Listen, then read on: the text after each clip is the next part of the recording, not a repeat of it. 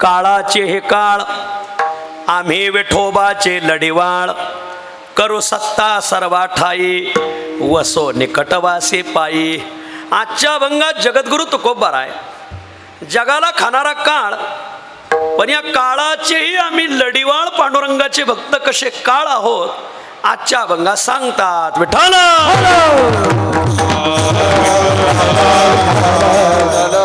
या मृत्यू लोकामध्ये अन्न वस्त्र निवारा या मानवी जीवनाच्या मूलभूत गरजा आहेत। मृत्यू लोकात आलेल्या माणसाला दोन प्रकारच्या गरजा सांगितलेल्या आहेत। एक आहेत वरपंगी गरजा आणि एक आहेत मूलभूत गरजा।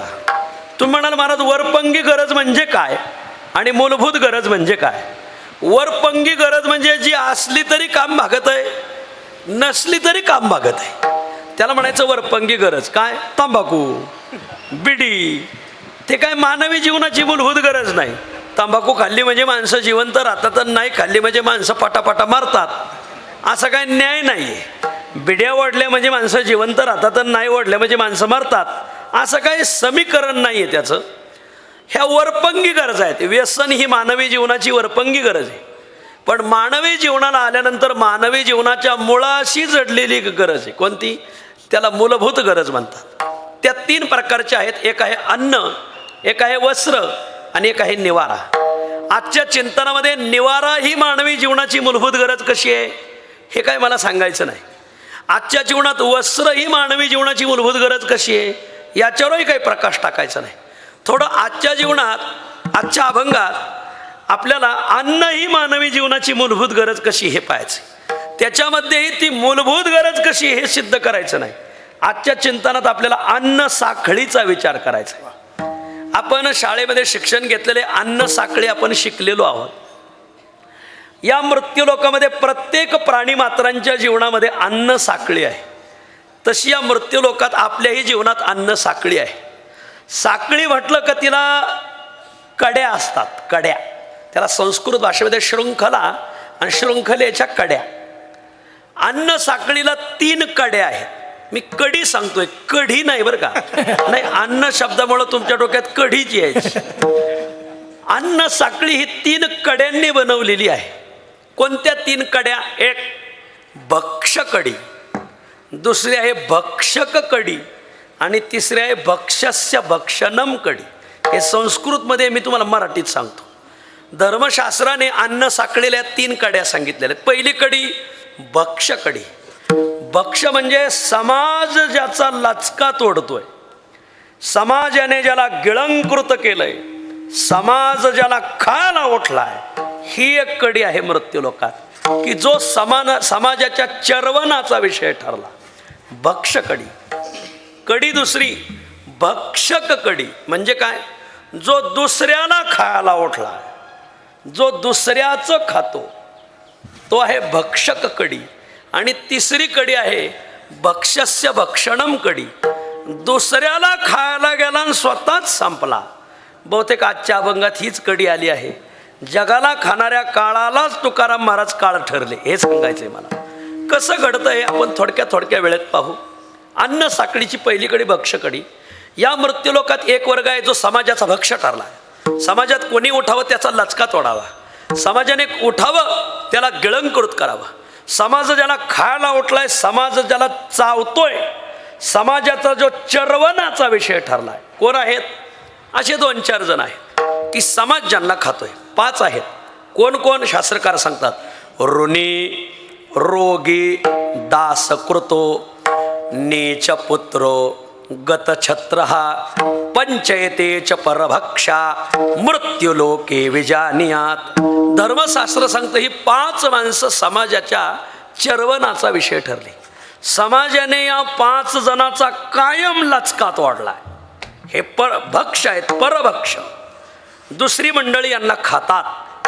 कोण कोण? ऋणी। ऋणी म्हणजे कर्ज बाजारू, समाज याचा लचका कायम तोडतो। रोगी, एकदा का शरीर रोगाच्या अधीन झालं, डॉक्टर त्याचा लचका तोडणारच महाराज। ऋणी, रोगी, दासकृत, हे सध्या कालबाह्य झालंय। दासकृत हा शब्दाचा अर्थ आहे गुलाम, जो दुसऱ्याचा गुलाम झालाय, ज्याला पैशावाल्याने दास करून ठेवलंय। चौथा आहे नीचपुत्र. हा नीचपुत्र हा म्हणजे धाकटं पोरग, यालाही अख्खं घर ताप देतं.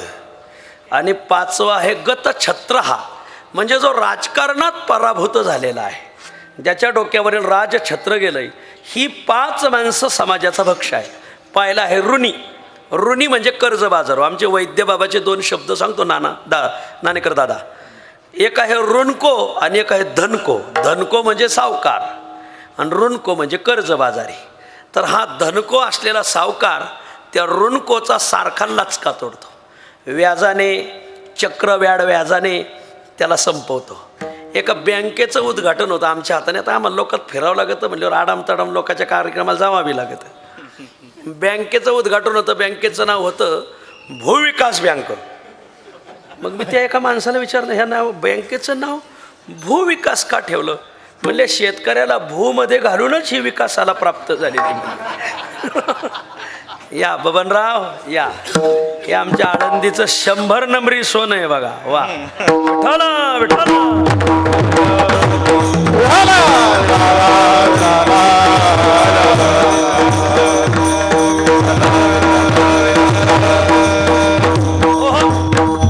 या बसा बसा बसा पाटील या. बरं आहे का? वा ऐका, ऋणी कर्ज बाजारू मनुष्य समाजाचा भक्ष ठरतो. माऊली 2 टाईम जेवायचं असेल तर एकच टाईम जेवा. 1 टाईम जेवण्यापेक्षा नाश्त्यावर राहा, पण कष्टाचं खा, कर्जाचं खाऊ नका महाराज. आमचं एक कीर्तनकार आहे, तो म्हणत असतो, ज्याच्यावर कर्ज तोच खरा मर्द. ती यमक सुद्धा जुळत नाही त्यातलं, तर ती मन कशी जुळन महाराज? यमक तरी जुळतंय का त्याचं? हे चुकीची मन आहे. म्हणत नाही त्याने रचलं असेल बिचाऱ्याने. माऊली 2 टाईम जेवायचं तर एकच टाईम जेवा, आणि 1 टाईम जेवायचं तर नाश्त्यावर राहा. वा, पण कर्जाचं खाऊ नका, कष्टाचं खा. कर्जाचं काम इतकं अवघड आहे. शास्त्रकार सांगतात 2 गोष्टी करायला लय मजा वाटती, पण फेडायला लय ताप जातो मला. कोणत्या 2 गोष्टी? एक आहे पाप आणि दुसरं आहे कर्ज. पाप करताना कर्ज काढताना खूप मजा वाटती माऊली, पण फेडताना भल्या भल्याची दमछाक होती. धर्मशास्त्र सांगतं ऋणम कर्तुम पापम कर्तुम मन्यते मानवा हा सुखम. पाप करताना आणि कर्ज काढताना माणसाला खूप सुख वाटतं, पण परिणामो अतिगहनो महताम अपि नाशयती. कर्जाचा आणि पापाचा परिणाम काय होतो? भल्या भल्याची दमछाक करतो. म्हणून पाप करताना आणि कर्ज काढताना लय जपून राहायचं. पाप करताना माणसं मागं पुढं पाय नतच हो. एक हेमाडपंथी मंदिर एका गावात होतं. आम्ही गेलो कीर्तनाला. लोक म्हणले, महाराज गावचं खूप आदर्श मंदिर आहे, पंचक्रोशीदाचं मंदिरच नाही, चालता का पाहायला? गेलो. पुजाऱ्याला खूप अभिमान मंदिराचा. महाराज अमक्या अमक्या काळातलं हे मंदिर आहे, 400 वर्षापूर्वीचं. अमक्या अमक्या राजाने बांधलंय. सगळी हेमाडपंथी कला आहे. हे बघा, या खांबावर अशी नक्षकला आहे, या खांबावर अशी नक्षीकला आहे. हे मंदिर आहे, ही मूर्ती आहे देवाची. या मूर्तीचा असा ढाचा आहे, असं बनवलंय. आणि बोलता बोलता पुजाऱ्याने, पाप करताना लोक मागं बघतच नाही, बोलता बोलता पुजाऱ्याने पिढी काढली, देवाच्या समयलाच पेटावली. महाराज कमाल झाली बा माणसाची. म्हणलं बोलता बोलता पाप करतात माणसं, हात आखडीतच नाही. पाप करायला सोपं वाटतं, फेडायला लय जड जातं. तुमच्या माहितीसाठी सांगतो, भीष्माचार्य शरपंजरी पडले. त्यावेळेस भगवान कृष्ण भेटायला गेले. भगवान कृष्णाने विचारलं, भगवान कृष्णाला भीष्माचार्याने विचारलं, देवा जन्मभर मी देवव्रत म्हणून राहिलो. देव हेच ज्याचं व्रत आहे त्याला देवव्रत म्हणतात. मी जन्मभर देवदेव केला आणि मला 16वर जायची पाळी आली, शरपंजरी पडलो. मग त्यांनी सांगितलं की तुम्ही लहानपणी फुलपाखरं सरडे घ्यायचे आणि काट्याच्या फांदीवर टाकायचे. ते पाप या रूपाने फेडावं लागतं. पाप करताना एवढं ध्यानात धरायचं, भीष्माचार्याला फेडावं लागलं, खपल्याचार्यांना तर का नाही फेडावं लागलं? हे लय बारीक ध्यानात धरायचं महाराज. पाप करताना माणसाला सुख वाटतं, पण परिणाम गहन आहे. तसं कर्ज काढताना माणसाला सुख वाटतं, परिणाम खूप गहन आहे. म्हणून ऋणी मनुष्य परभक्ष सांगितला आहे. धर्मशास्त्र सांगतं आम्ही विषाला विष म्हणत नाहीत, मग कर्जाला विष म्हणतो. का बरं? अरे विष घेतल्यावर मनुष्य एकटा मरतो आणि एकदाच मरतो. पण कर्ज काढलेला मनुष्य पावलो पावली मरतो आणि कुटुंबाला घेऊन मरतो महाराज. म्हणून आम्ही विषाला विष म्हणत नाही, कर्जाला विष म्हणतो. न विषम विषमित्याहु, आम्ही विषाला विष म्हणत नाही. न विषम विषम इति आहु, विषम विषम इति न आहु. आम्ही विषाला, मी संस्कृत शिकलेलो आहे, शिकवलेली आम्ही विषाला विष म्हणतच नाही. मग ब्रह्मस्वम विषम उच्चते, ब्रह्मस्व शब्दाचा अर्थ आहे कर्ज. आम्ही कर्जाला विष म्हणतो. का बरं? अरे विषम एकाकीनं महंती, विष एकट्यालाच मारतं आणि एकदाच मारतं. ब्रह्मस्वम पुत्र पौत्रकम. वा, कर्ज मात्र अनेक वेळा मारतं, कुटुंबाला मारतं. ज्याने कर्ज काढलं त्याला तरी फेडावं लागतं, नाहीतर त्याच्या पोराला तरी फेडावं लागतं, नाहीतर नातवाला तरी फेडावं लागतं. कर्ज ऋण चुकत नाही. तुकाराम महाराज सांगतात, ऋण वैर हात्या येतो न सुटे नेता, येतो न गेता, येतो न नेता.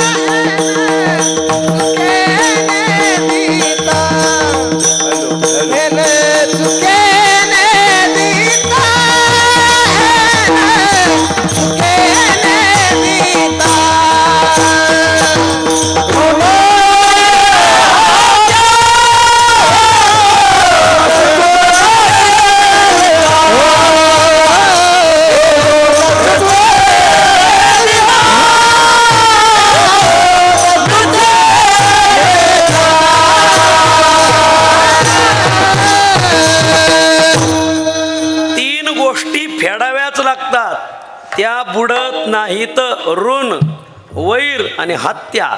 कोणाची हत्या करताना, एखाद्याचा हात काढताना, पाय काढताना किंवा त्याला ओढवताना, शूट करताना एवढं प्रमाण पाठ ठेवा. वा, कोणाला ओढवायच्या आणि कोणाच्या हातान पाय काढायच्या भानगडीत पडू नका. तुम्हीच जातान या भानगडीत पडूच नका तुम्ही आता. वा, हत्या सुटत नाही. आळंदीला मध्ये खूप मोठे साधू होऊन गेले, रामचंद्र बाबा बोधे. बाबांच्या जर हातावर डास बसला तर खालून हाणायचे, ते उडून लावायचे. आम्ही म्हणलं बाबा तुम्ही असं खालून का आणता, वरून का नाही हाणत? ते म्हणजे त्याला देवाने आयुष्य दिले, आपण कमी करणारे कोण? वा, हत्या का करायची नाही म्हणलं. मी म्हणलं बाबा आम्ही अंगावर बसलेले तर मारितो, पण भोवताली फिरणारे पळू पळू मारितो म्हणलं. मी एका गावी कीर्तनाला गेलो, काचगुंडे महाराज. 7 ते 9 कीर्तन. आता मी लवकरच जातो, 6 वाजता. आपलं 2 घास खायचे, 9ला कीर्तन सगळं हल्ले. आम्ही गेलो कीर्तनाला 6 वाजता, पण सकाळी 6ला आणि संध्याकाळी 6ला घरात डास हमकाच येतात. मला काय ड्युटीहून येतात का काय देवालाच माहिती. आले लागले चावायला, मी अंक लागलो खाजायला. एक माई आली, तिच्या लक्षात आलं माऊली डास चावला आले. ते घर मालकीन त्या माईने एक टेनिसची बॅट आणली. म्हणजे महाराज हे राहू द्या. म्हणलं आई मी तर कीर्तनाला आलो आहे, टेनिस खेळायला नाही आलो. त्याला महाराज या बॅटीचा गुण तुम्हाला माहीत नाही का? हे बटन दाबायचं आणि आपल्या भोवताली डास फिरतात ना, याचे लगेच फिरवायचे, ते मरतात. तुम्ही या खोलीत जेवढे डास दिसते तेवढे मारा.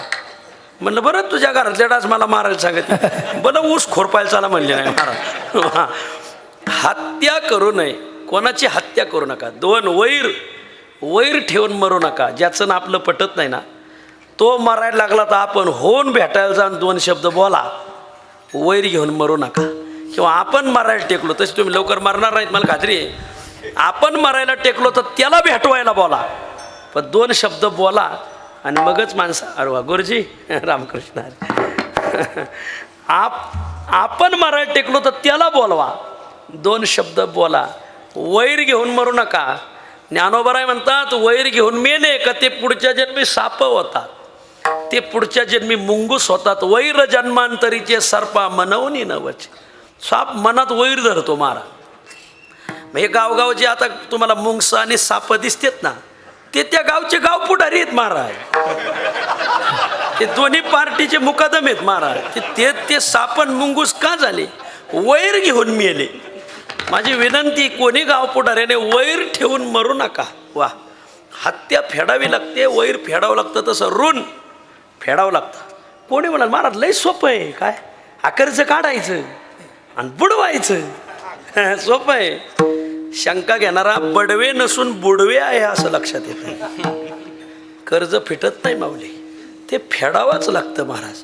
कोणाचं कर्ज घेऊन मरू नका. मग ती बिशी असो वा की बिशी असो, ते जिथल्या तिथं ज्याचे दिले त्याशी फळ पावे आपणासी. तुकोबरायच्या गाथ्यात प्रमाणे राहो नेदी बाकी, दान ज्याचे त्याशी टाकी. कोणाची बाकी ठेवू नका आपल्याकडं. हो, गावाचा असो, देवाचा असो, भावाचा असो, कोणाचा असो, आपल्याकडं कोणी म्हणलं नाही पाहिजे की हा आमचा पैसे बुडून मिळाला माग. तुम्ही काय एखाद्याचं बुडावलं, तुम्ही त्याच्या घरी बैल झालत म्हणून समजा.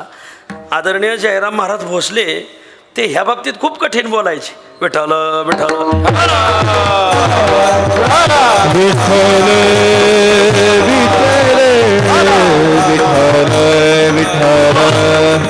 आणि म्हणून या या या या वा, आमच्या आमदाराची वडील, महेशदादांची वडील आली, जरा टाळ्या वाजा त्यांच्यासाठी. ऐका, ऋणी मनुष्य हा भक्ष आहे, रोगी मनुष्य भक्ष आहे. माऊली, आपलं आरोग्य भक्कम असणं लय गरजेचं आहे. आमच्या शांतीब्रह्म मारुती बाबांच्या मुखात एक वाक्य कायम असतं, देही आरोग्य नांदते, भाग्य नाही आपरते. वा, आरोग्य पाहिजे, आरोग्य, खणखणीत आरोग्य पाहिजे महाराज. आरोग्याच्या बाबतीत आपण थोडं लक्ष दिलं पाहिजे. 50 वर्षापर्यंत शरीर आपल्याला सांभाळत असतं, पण 50शी ओलांडली आपण शरीराला सांभाळायचं. 50 वर्षापर्यंत तुम्ही कुठं फिरा, किती फिरा, काही खा, चालतंय. पण 50शी ओलांडली कुठंही फिरायचं नाही. वा, काही खायचं नाही, आणि कसंही वागायचं नाही. नाहीतर वर्षाच्या तुमचं पुण्यतिथी झाली म्हणून समजा. मला रोगी व्हायचं नाही. तुम्ही रोगी झाले का तुमची पिळवणूक सुरू झाली. कोरोनाच्या काळात दुसऱ्या लाटीत आमचा एक वारकरी आहे सांगलीला, खूप मोठा बागायदार आहे मान, आमच्या ओळखीचा आहे. ते जरा थोडं त्याला कोरोनाची लक्षणं जाणवली, ती गेलं डॉक्टरकडं. आणि डॉक्टरकडे गेल्यावर डॉक्टर म्हणजे झोपा. झोपला तर ते बागायदारकडे कडक काजीवाले कपडे आणि ते झोपा. झोपले. डॉक्टरने ते कानात वायरी घातल्या, लागले तपासायला. तपासता तपासता डॉक्टरने विचार, घरची परिस्थिती कसं काय? तो म्हणला, मला 50 एकर बागायदार आहे म्हणले. महाराज असं उठा, पॉझिटिव्ह आहेत म्हणले तुम्ही. ते म्हणजे नुसतं कानात घातल्याच कळतं का म्हणले. रक्त घेतलं नाही, काही सॅम्पल तपासला नाही, काय नाही. तुम्हाला जास्त कळतं का आम्हाला म्हणले. बरं तुमची पॉलिसी आहे का म्हणले, विमा काढला नाही का काय, ते काय आहे का म्हणले, काय सांगा. ते म्हणले थांबा मी घरी जाऊन येतो. घरी जाऊ नका, तुमच्या बायकोला सुद्धा या रोगाची लागण होईल. ते म्हणले तिच्याचमुळं मला झालेली, मला घरी तर जाऊ द्या. ते घरी गेलं, त्या वारकऱ्या त्या शंका आली त्या पाटलाला. मग ते काय केलं, सकाळी 9ला गेलं होतं ना, संध्याकाळी परत 9ला गेलं त्याच दवाखान्यात. पण जाताना जरा फाटके कपडे घालून गेलं आणि मास्क लावलं. मास्क लावल्यावर माणसं ओळखूच येत नव्हती मारा त्या लॉकडाऊनमध्ये. डॉक्टर म्हणले झोपा. आता दिवसभरात 500 माणसं तपासलेली डॉक्टरनी, त्यांच्या लक्षात आलंच नाही हे सकाळचंच गिऱ्हाईक आहे म्हणून. झोपा म्हणल्यावर त्यांनी कानात वायरी घातल्या, तपासायला लागले. आणि डॉक्टरने पहिला प्रश्न विचारला, घरची परिस्थिती कसं काय? ती पाटील जरा जागा झाला, त्याच्या लक्षात आलं काहीतरी घोटाळा आहे, सकाळचाच प्रश्न आहे. ती पाटील म्हणा, घरची? घर कोणाला आहे म्हणले. पण डॉक्टर म्हणले कुठं राहता? म्हणजे पुलाखाली नळीत राहतो. करता काय? म्हणजे काय नाही, गावंड्याच्या हाताखाली विटा देतो. असं कुठं निगेटिव्ह आहेत म्हणजे तुम्ही निघा. आणि मग त्याने मास्क काढलं. म्हणलं का रे शहाण्या, अरे जरा नीतीने खा. तू नीतीने खा ना. हे असं जर लोकाला पिळवणूक केली तर तुझं बरं नाही होणार. सकाळचाच आलेला गडी मी, तुला माहिती की 9 वाजता आलेलं ते 50 बागायदार 50 एकराचा. हा तुम्ही तो ते लक्षात ठेवून देईन म्हणले. लक्षात आलं नाही काय म्हणतो. या स्वामी या. विठ्ठल विठ्ठल.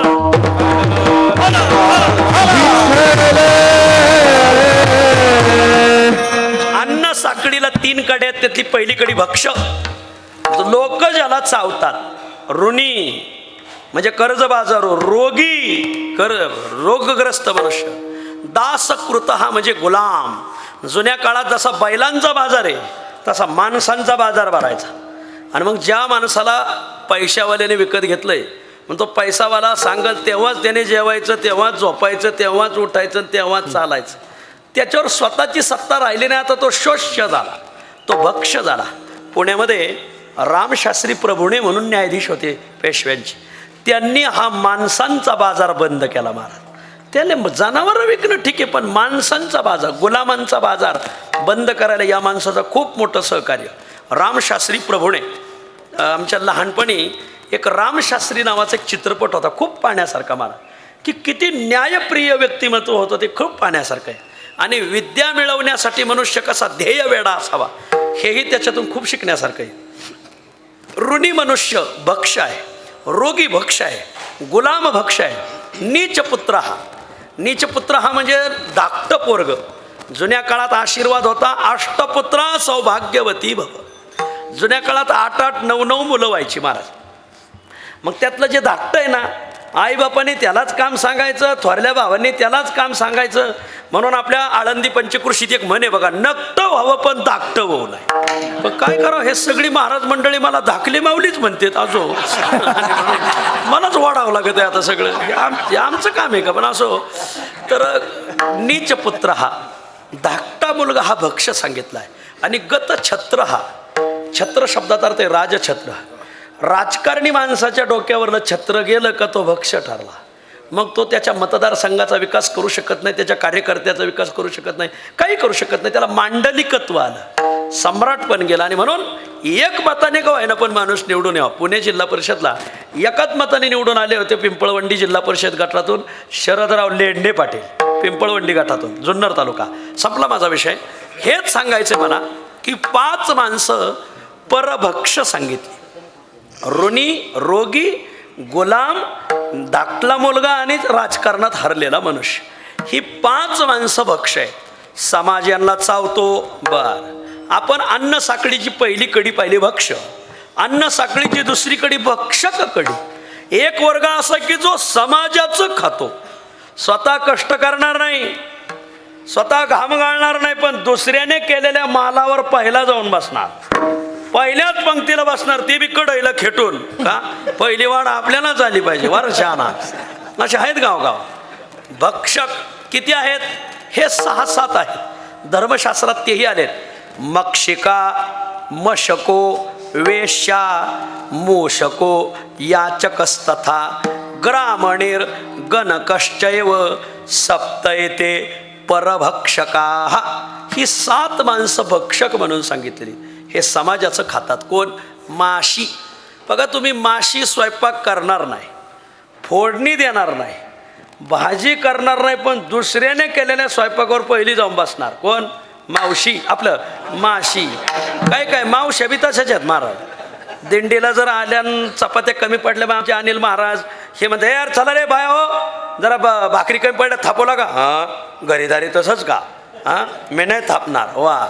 जी बाई दिंडीत गेल्यावर भाकरी थापीत नाही, सून तिला वर्षभर पिळू घेते महाराज. हो, जिला वाटतंय सुनाने माझ्या चहात पाणी टाकू नये, तिने दिंडीत 2 का व्हायना भाकरी थापल्याच पाहिजे महाराज. असो, जरा लांब गेलं पण कामाचं होतं ते. माशीवरून ते मावशीकडे गेलं पण कामाचं होतं. नाही, दिंड्या चालवते त्यांचंही दुखणं आहे म्हणून सांगितलं. ज्याचं जळतं त्यालाच कळतं बुवा, असं आहे. माशी भक्षक, दुसऱ्याचं खाते. मक्षिका, मशक म्हणजे डास दुसऱ्याचं शोषण करतात. माणसावर धडक अटॅक करणारा प्राण्यामध्ये सगळ्यात पहिला याचा नंबर आहे महाराज. लांडगा जेवढा अटॅक करीत नाही माणसावर, वाघ करीत नाही, कुत्रं करीत नाही, सगळ्यात आपला अटॅक करणारा सगळ्यात पहिला प्राणी डास आहे महाराज.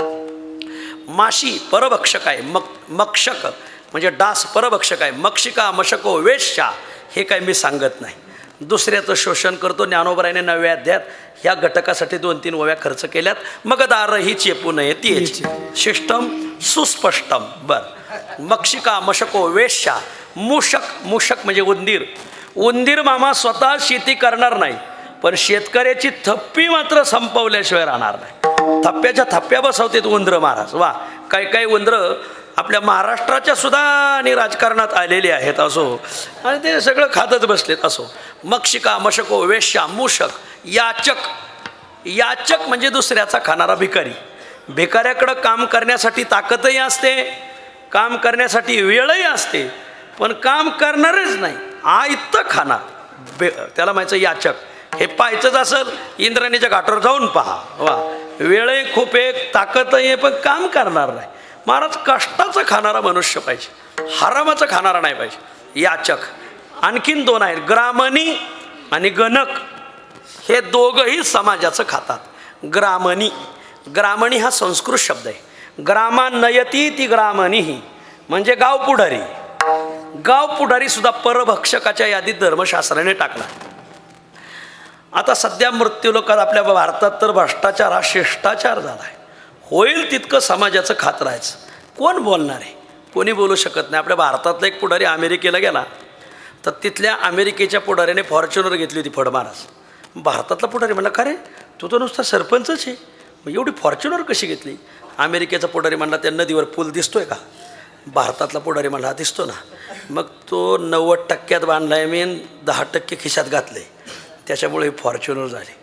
भारतातला पुढारी म्हणला, असं? मला वाटलं आमच्याकडंच भ्रष्टाचार आहे, तुमच्याकडं बी? म्हणले, हो या आमच्याकडं. आले तर भारतातल्या पुढाऱ्याचा भला मोठा टोले जंग बांगला. अमेरिकेचा पुढारी म्हणला, का रे तू तर नुसता सरपंचच आहे, एवढा मोठा बांगला कसा बांधला? मग भारतातला पुढारी म्हणला, त्या नदीवर पूल दिसतोय का? अमेरिकेचा पुढारी म्हणला, नदी दिसते पण पूल काही दिसाना. मग तेच तुला सांगायचंय, अख्खाच पूल खिशात घातला तवा बांगला. याला म्हणायचं ग्रामणी. आणि 7वा आहे गणक.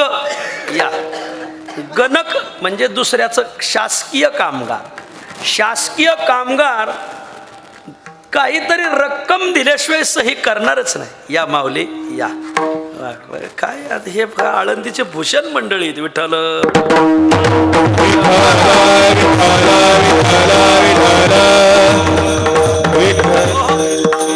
हजारो विद्यार्थ्याला संगीत शिकून ज्यांनी विद्यार्थ्यांचं खूप कल्याण केलं असे आदरणीय कल्याण गुरुजी इथं आले.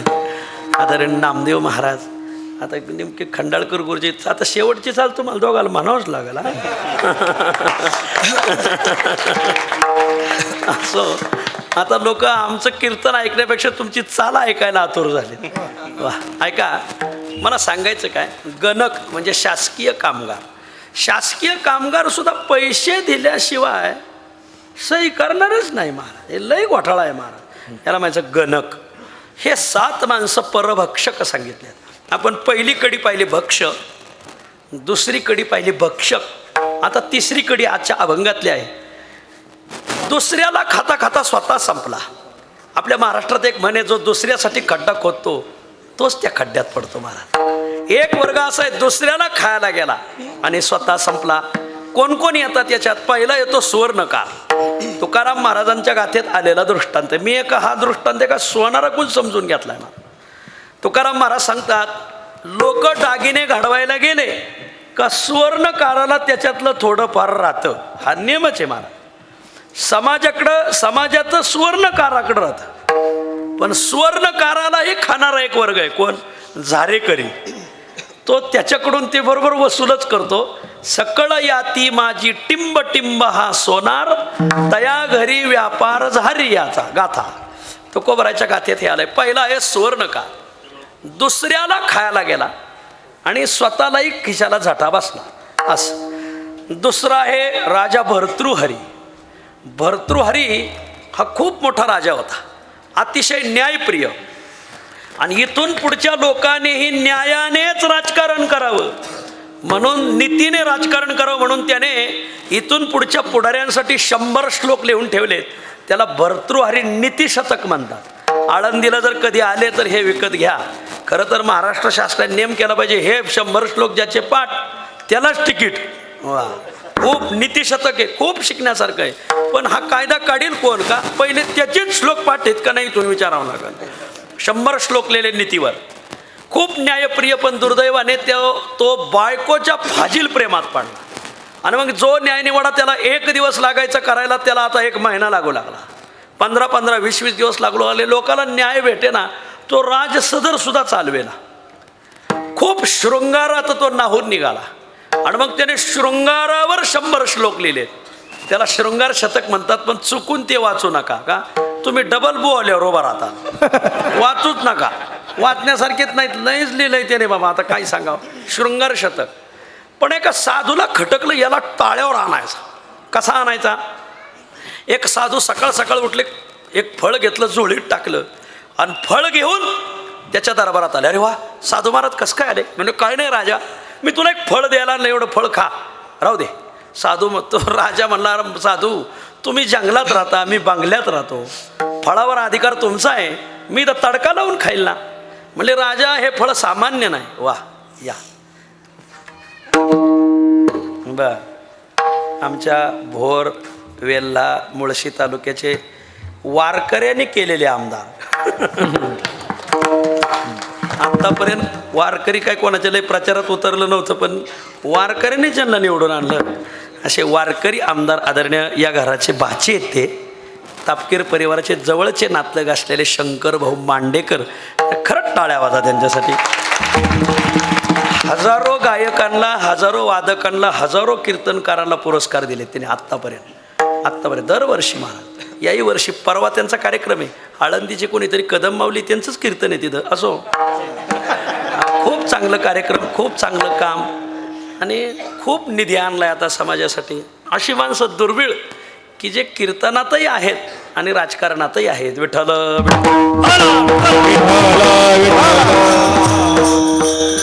वेळ आहे ना? हां बरं. ऐका, आपला विषय असा चाललाय, भर्तृहरी.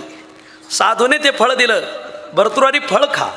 भर्तृहरी म्हणला मला फळाची गरज. अरे भर्तृहरी तुला माहीत नाही, हे फळ माझ्या तपश्चर्याच्या अंतिदेवाने मला दिलंय. काय फळाचं वैशिष्ट्य? हे फळ जो खाईल तो अमर होईल. मग तुम्ही का खाल्लं नाही?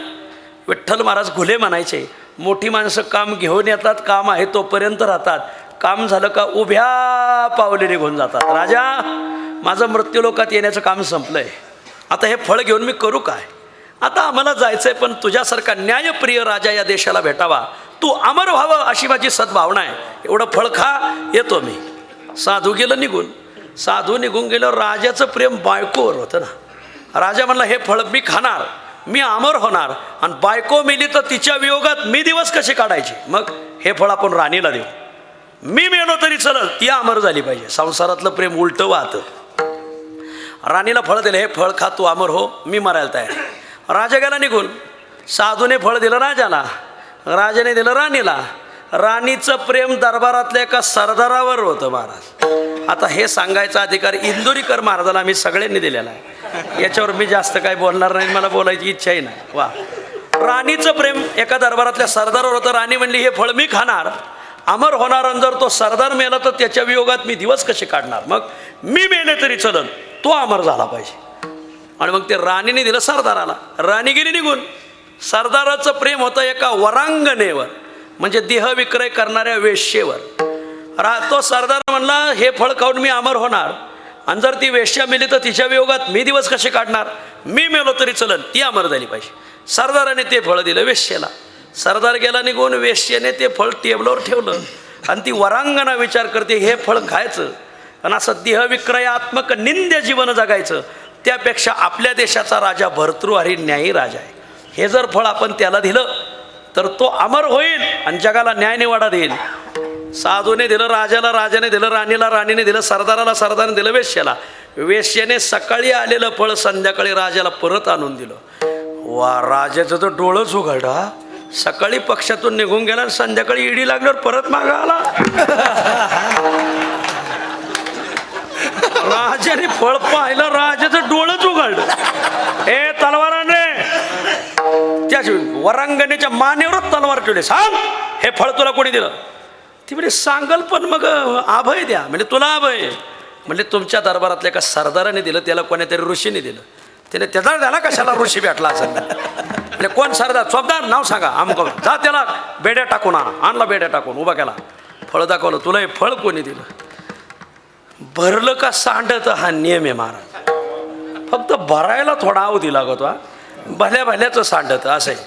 आणि मग सरदार म्हणला तर सांगितलं तरी मरण नाही, नाही सांगितलं तरी मरण आहे. राजा मी काही सांगत नाही, सांग तुला अभय. राजे तुमच्या राणीने हे फळ मला दिलंय. ती म्हणली मी मेलो तरी चलल, सरदार अमर झाला पाहिजे. जा बाबा तू. राजाने तलवार खाली टाकली. मी जिच्यासाठी मारायला तयार आहे ती दुसऱ्यासाठी मारायला तयार झाली. वा.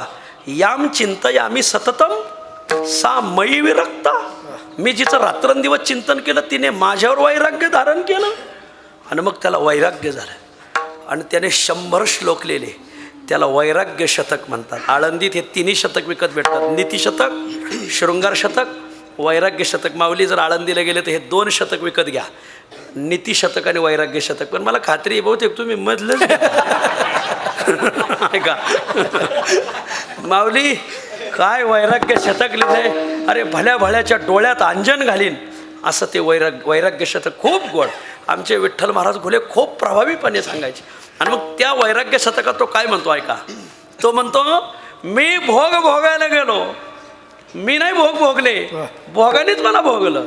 दुसऱ्याला भक्ष्यस्य भक्षणम, दुसऱ्याला खायला गेला आणि स्वतःच संपला. भोगा न भुक्ता वयमेव भुक्ता.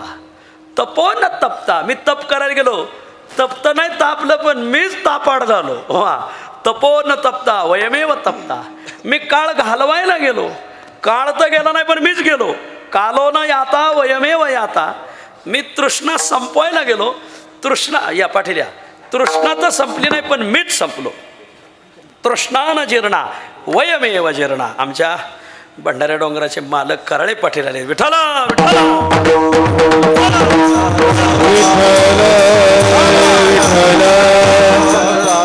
पहिला पण सुवर्णकार, दुसरा पहिला भर्तृहरी आणि तिसरा आहे आजच्या अभंगातला काळ. काळ समाजाला खात गेला. जगा काळ खाय न्याहाळे पाके वडा, पसरला शेचवडा, करोनी माझी वडा आकार गज. जगाला खाणारा काळ सगळ्याला खात गेला महाराज. काळे काळे अवघे सरे, म्हणजे काळ्या रंगाचे सरले असं नाही. काळ्याने सगळे संपवले महाराज. काळाने अवघाची आकार ग्रासियाला. सगळ्या जगाला खात खात खात उठलेला काळ, त्याची गाठ पडली तुकाराम महाराजाशी. आणि मग तुकाराम महाराजाला खाण्याला निघाला. पण तुकाराम महाराजच त्या काळाचे काळ ठरले. आजच्या अभंगात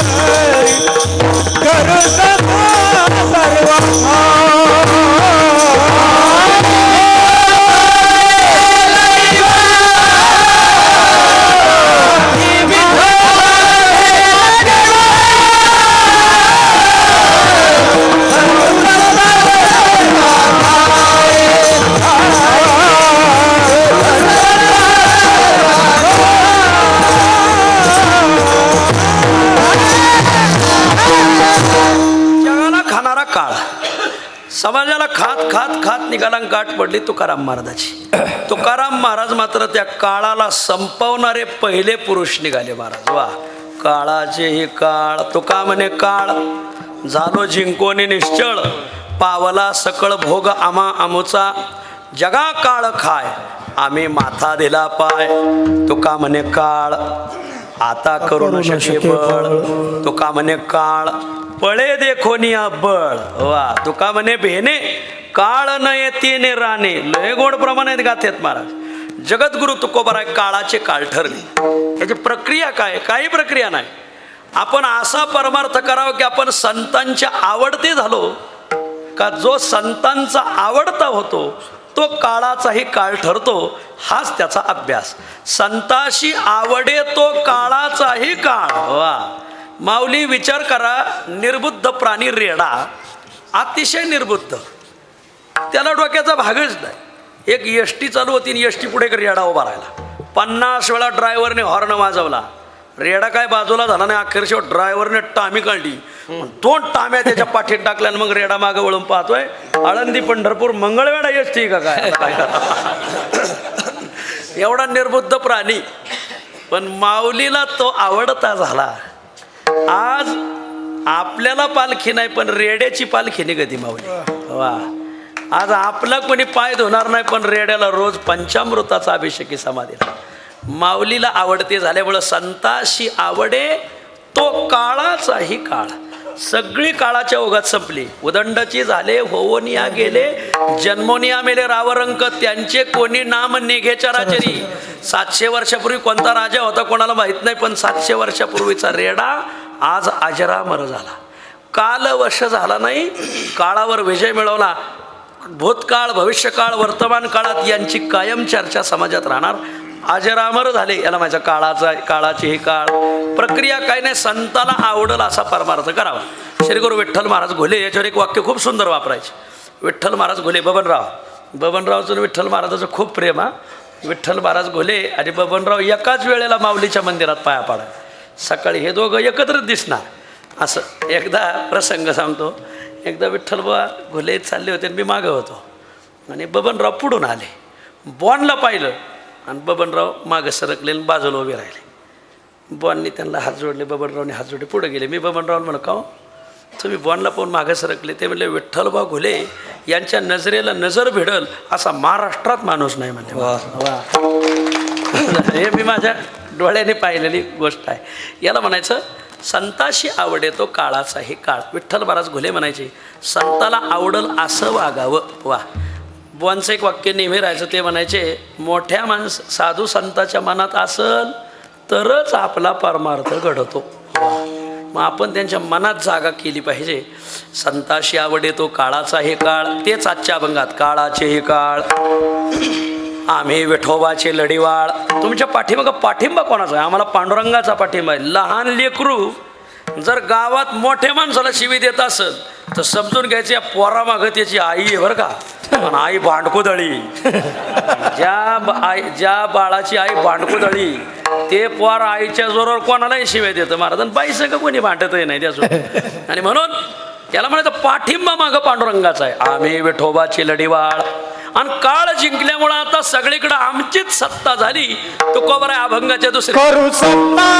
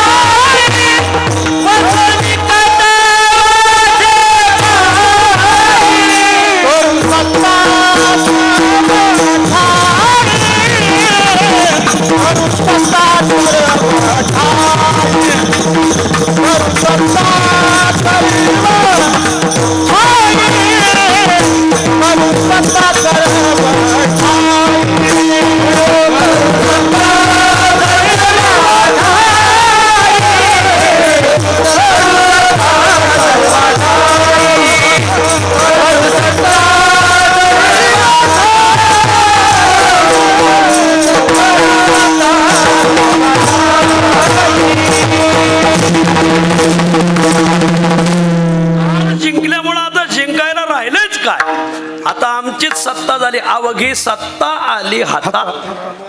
नामयाचा खेचरी दाता. याला म्हणायचं करू सत्ता सर्वा ठाई. आता सगळी आमची सत्ता झाली. विरोधी पक्षात आम्ही माणूसच ठेवला नाही. तो राहीन कशाला मारायला तिथं? तुमच्या हातात कारभार असल्यामुळे तुम्ही त्याला ईडी लावून मागं आणता ना. सगळीकडे आमचीच सत्ता झाली. आता वरपासून खालीपर्यंत करू सत्ता सर्वा ठाई. एवढी सत्ता हातात आली पण आम्ही अहंकारात वाहून गेलो नाही.